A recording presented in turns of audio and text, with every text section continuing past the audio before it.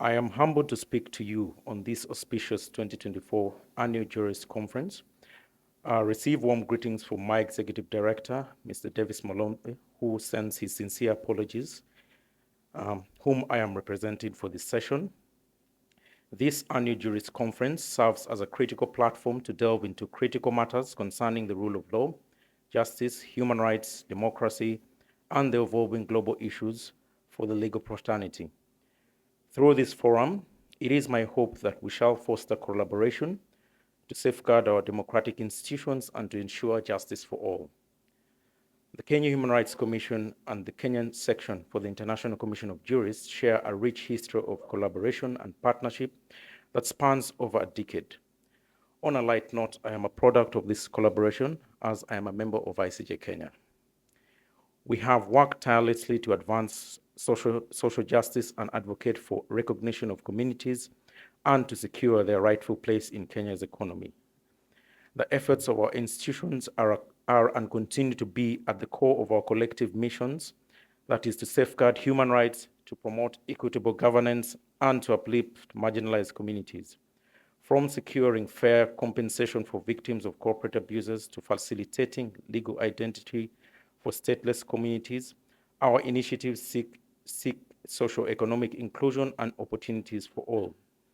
This year's annual conference, themed South-to-South Dialogue on Economic Justice and Citizen Action, is of great significance as it comes at a time when Kenyans and citizens from other parts of the world, including Global South, have collectively confronted numerous challenges and repressive anti-people policies that have had serious implications.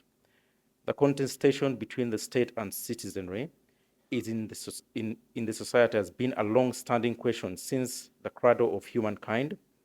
This is mainly due to the inherent nature where human beings tend to be driven by self-preservation, especially in the scramble for the scarce resources and opportunities. As a result, the most influential players end up exercising more control and accruing more benefits at the expense of others. This is a political battle, and it explains why the description by Harold Laswell that politics is a process of defining who gets what, when, and how. It also connects with the statement by French philosopher Jean Rousseau, who observed in 1762 that man was born free, and whenever he is man was born free, and wherever he is in chains. It is also important. It's also an important human rights conversation, as such situations often lead to gross violations of civil and political rights, normally associated with the realization of civic and democratic space. It is no wonder under Article 1 of the Universal Declaration of Human Rights proclaims that all human beings are born free and equal in dignity and rights. They are endowed with reason and conscience and should act towards one another in a spirit of brotherhood. The aforementioned powerful interests and actors are enabled to achieve their nefarious and elitist schemes and games by laws and policies that are oppressive and repressive. This has been the story of Kenya and many other Global South states, where the colonial and post-colonial regimes have been preoccupied with advancing their priorities for political and business barracudas. This has led to an infinite struggle between agents of resistance and subjugation. This can be traced back to all the 6 regimes that Kenya has had between 1865 to date. We have witnessed unprecedented excesses as manifested in the capture of parliament, frustration of constitutional commissions and independent offices, threats to media, faith-based and civil society organizations, through weaponization of regulatory and security apparatus, economic recession that undermines the regime's interests in supporting justice and governance, agenda and institutions of government, arbitrary arrests, killings and abductions of Gen Z protesters and other pro-democracy activists, amongst others.